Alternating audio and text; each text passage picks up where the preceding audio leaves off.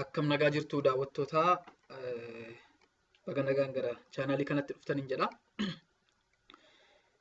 Akkuma baratame har'a mata duree writing Lewis structure jedhu qabadhee dhiyaadheera jechuudha. Lewis structure akkamitti barreessina, maal jechuudha, eessa keessatti nu gargaara kan jedhu. Lewis structurein baay'ee nu gargaara.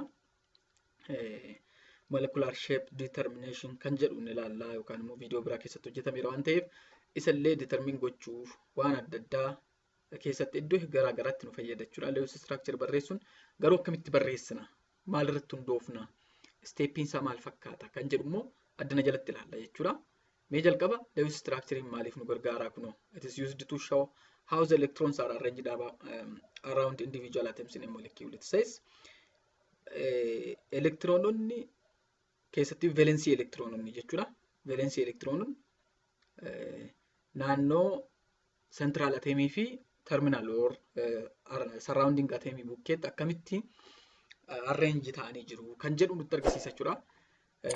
Note that electrons, the only electrons that participate in bond formation are valence electrons. Kanaaf valence electron jenna jechuudha. Valence electrons are electrons that enter the outermost shell of an atom. Shell isa dhumaarra warri seenaniin valence electron jenna. Isaan qofatu bond formation keessatti participate godha jechuudha. Kanaafuu hirmaataa jechuu kooti participation hirmaachaa irratti bondii uumuu keessatti kan gahee qabu valence electronota qofa jechuudha.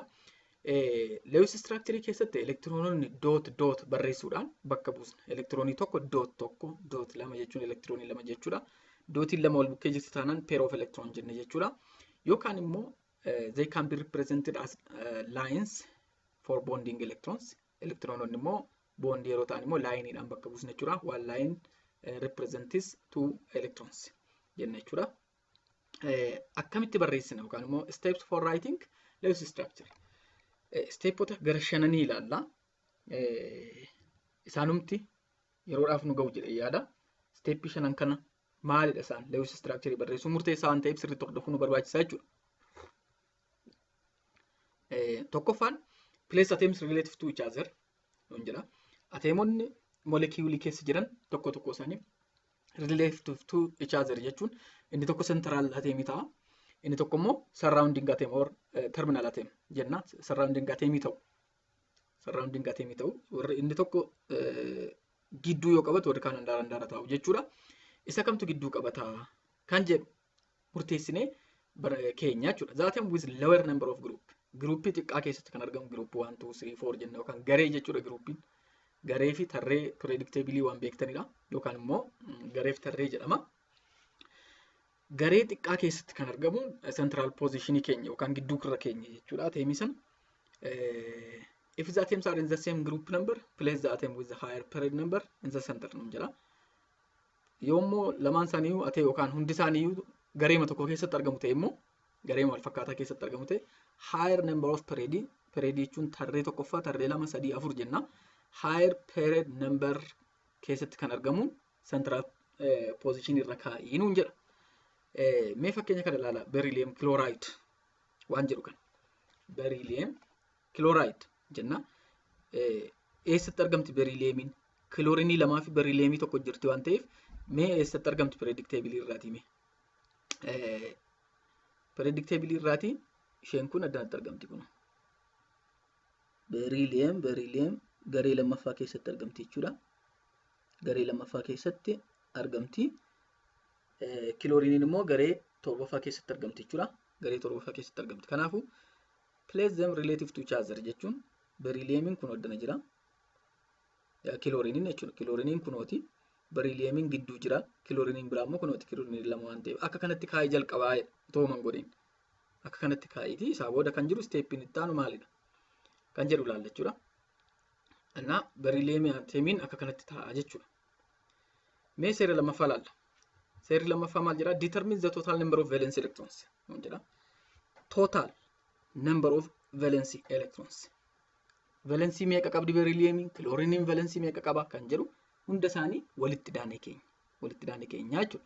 Meeddanatti ilaala. For molecules positively yookaan negatively charge warran ta'aniif jechuudha. Molecules add up the valence electrons of all atoms.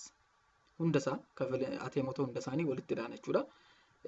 Yoommoo polyatomic ions, negatively charged ions, positively charged polyatomic ions yoo ta'an immoo biraan jira. If negatively charged, add one electron for each negative charge. Electroni tokko negative charge tokkoof charge lama qaba yoo ta'e fakkeenyaaf sulfate ioniin negative lama qaba jechuudha. Akkasiif immoo lamatti hidhaana jechuudha. Maal irratti hidhaana kana? Total number of valence electronii ka ateemota erga barreessinee booda negative yoo ta'e hamma negative achirra jiru itti hidhaana jechuudha. Positive yoo ta'e immoo amma positive achirra jiru irraa hir'isna. If positive charge, subtract one electron for each positive charge nuun jedha jechuudha. Mee sadaffaa ilaalla. Draw a single bond from each surrounding atom to the central atom nuun jedha. Ka beryllium gararraatti ilaallee jirra. Kun akkanatti barreessina jechuudha. Chlorine is bonded to beryllium. Beryllium bonded to chlorine jechuudha. Beryllium bonded to. Bondiin tokko elektiroonii lama bakka bu'aa waan ta'eef elektiroonii afur elektiroonii asitti lama walitti afur ta'a jechuudha. Afur fayyadamneera. Chloriniin torbadha. Garee torbaffaa keessatti argama waan ta'eef. Chloriniin kunis torbadha.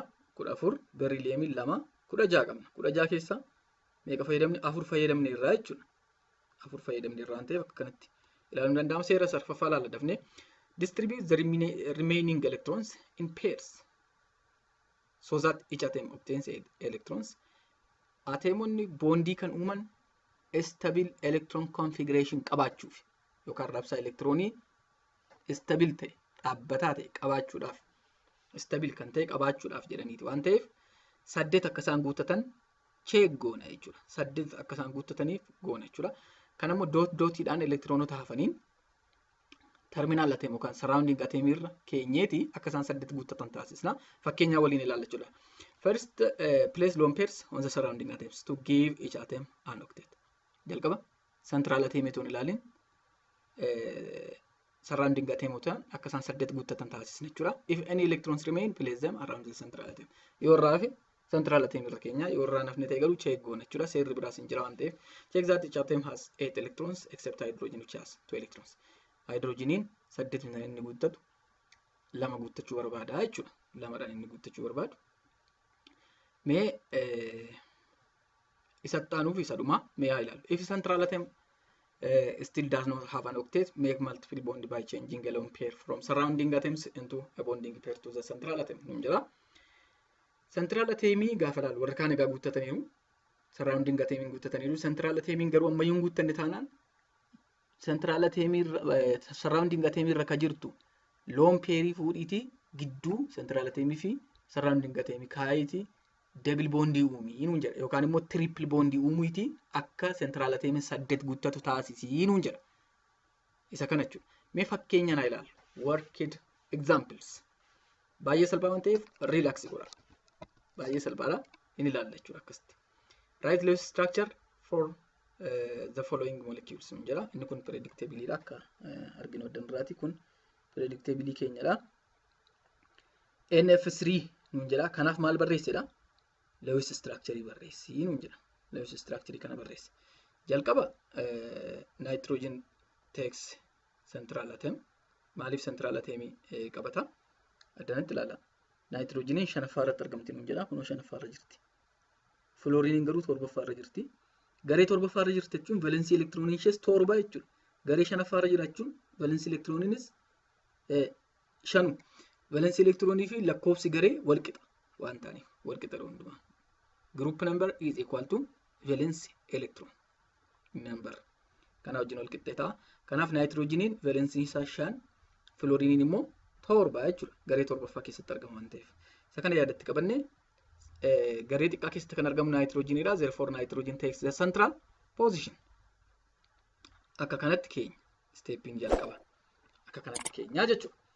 Akka kanatti erga keenyee booda maaltu itti aanee dhufa?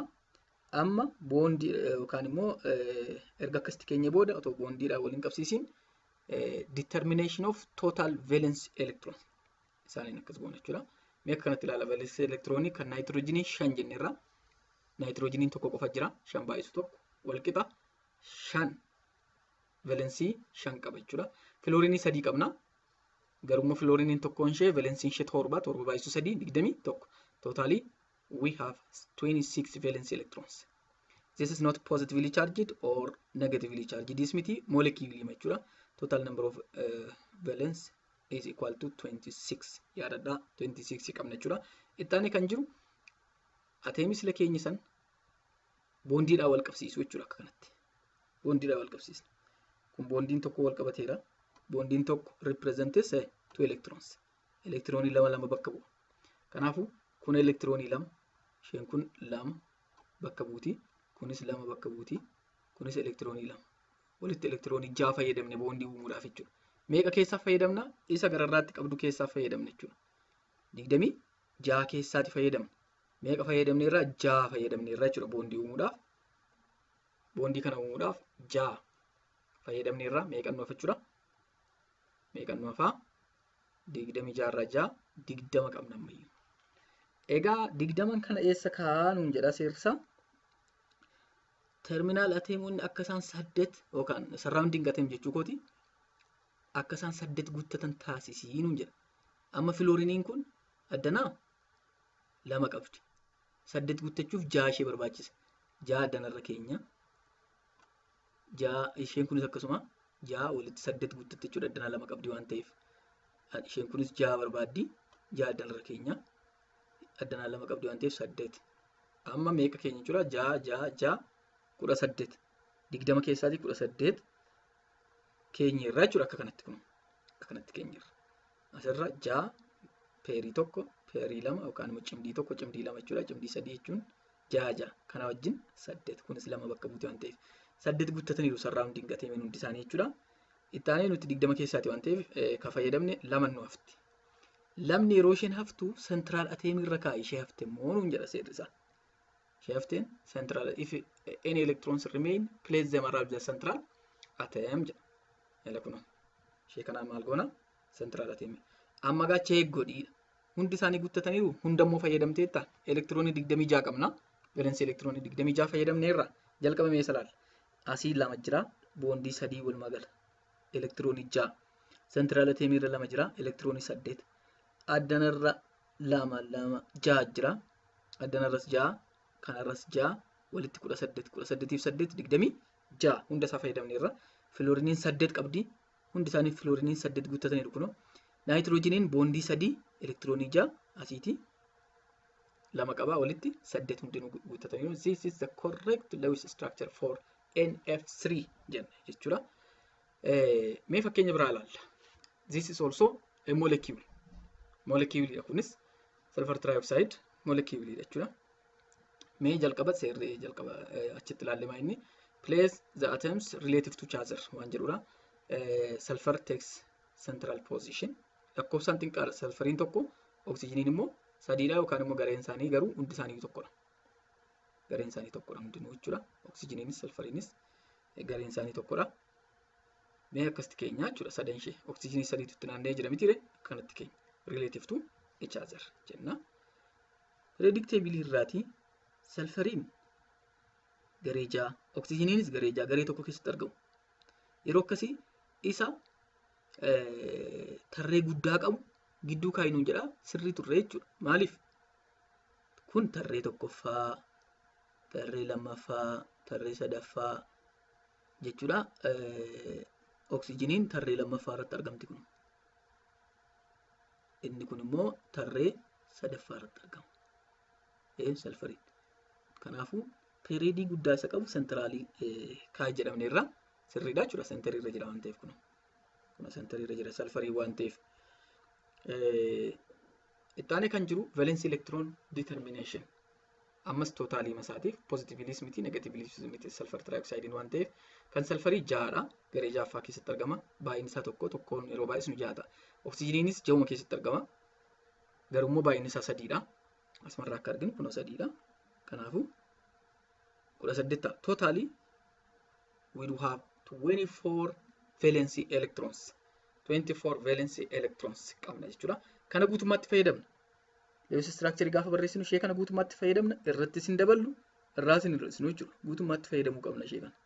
Guutummaatti fayyadamuu qabna jechuudha. Mee haa ilaallu. Boondii uumuudhaaf elektiroonii 6 fayyadamne. Maaliif boondii 3 jechuun elektiroonii 6. Meeqa keessaa? 24 keessaati. 24 keessaa 6 yeroo fayyadamnu 18 nu hafaniiru. Warra 18 kanatti aanne kun akka 8 guuttatu taasisna. Warri surrounding ateeman akka 8 guuttatan taasisna jechuudha. Asirra kun 6 barbaaddi. Maaliif? Addanaan 2 qabdi. 6 ishee barbaachisa. Isheen kunillee akkasuma 6 barbaaddi. Isheen kunis 6. Amma 6 3 18 guutummaatti fayyadamne jechuudha. Elektiroonii addanatti arginu kana. Amma elektirooniin nu hafee hin jiru. Kanaafuu sentraal ateemirra waan keenya hin qabnu. Kun akkasitti uumne irraa jechuudha. Kana fakkaata. Garuu amma gaacha eeggoon hunda isaa fayyadamne irraa elektiroonota qabnu eeyyee. Asii 6 18 boondiin 3 immoo elektiroonii 6 waan ta'eef 20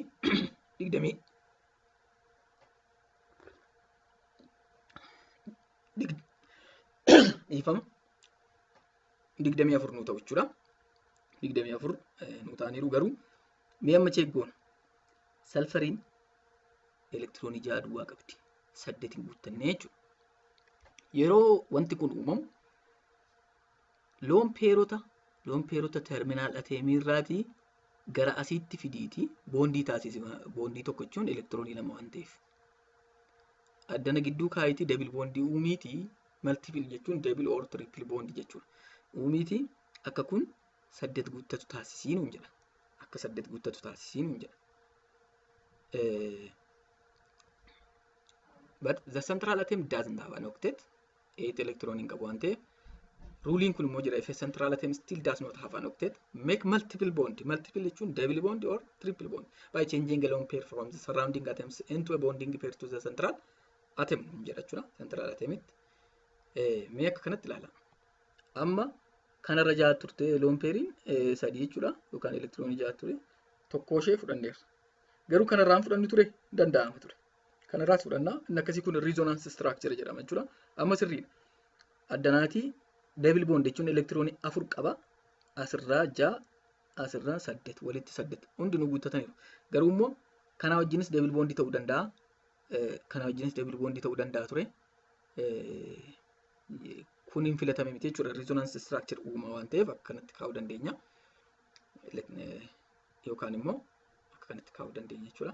This is Lewis structure for sulfur trioxide. Sulfur trioxide dha. Resonance structure formal charge kan jedhu viidiyoo biraa keessatti ilaalla.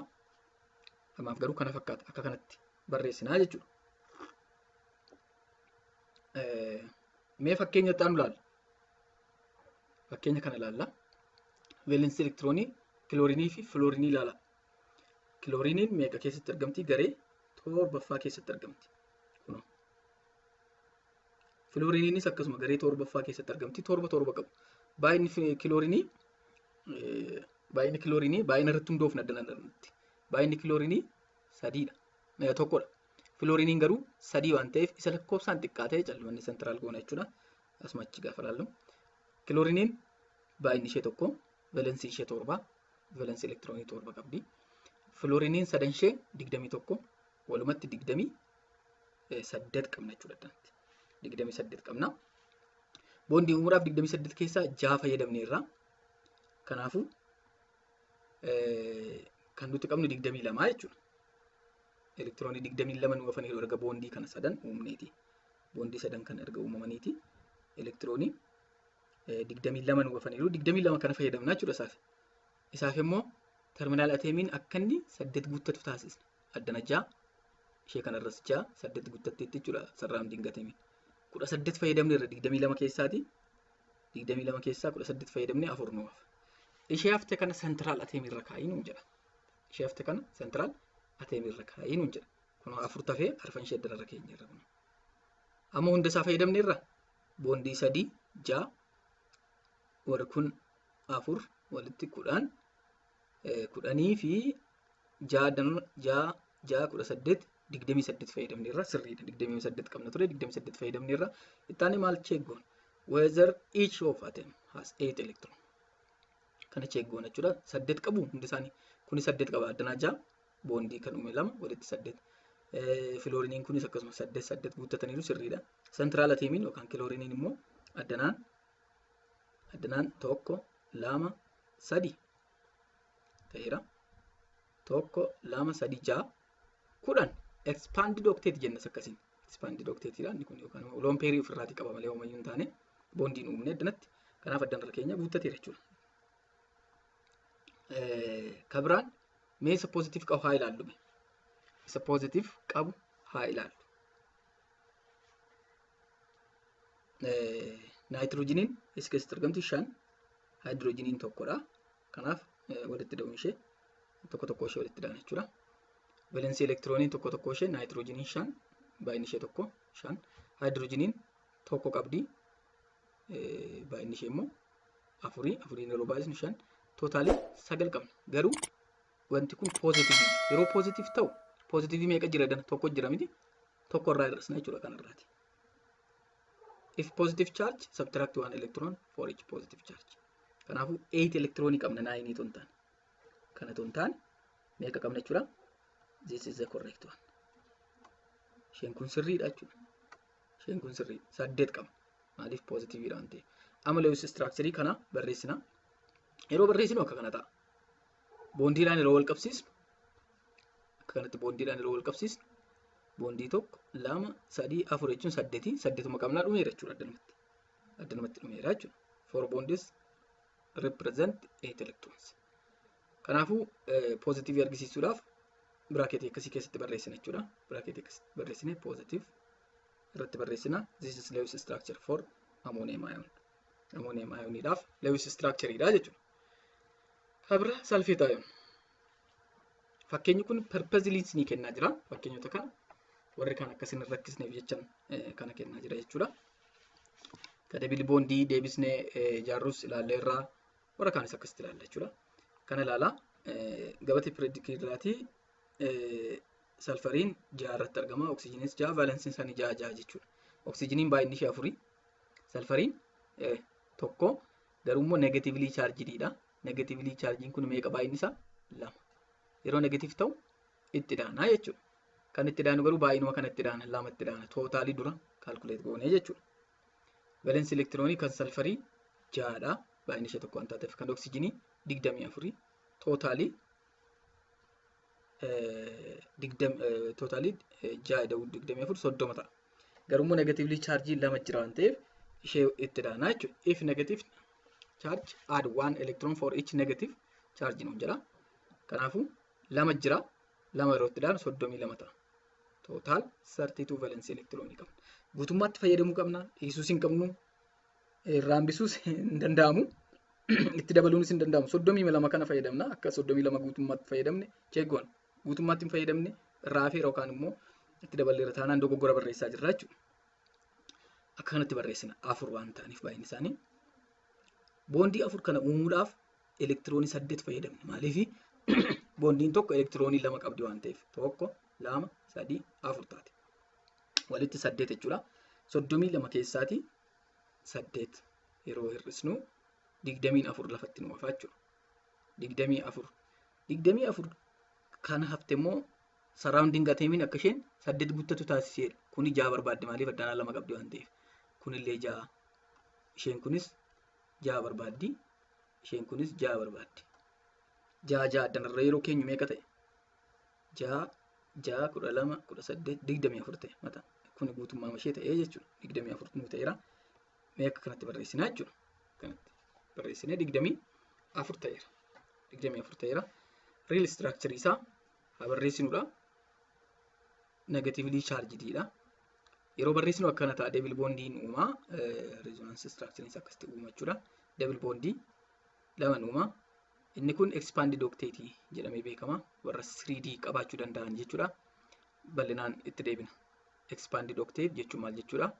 Electron deficient warra ta'an immoo warra kamidha?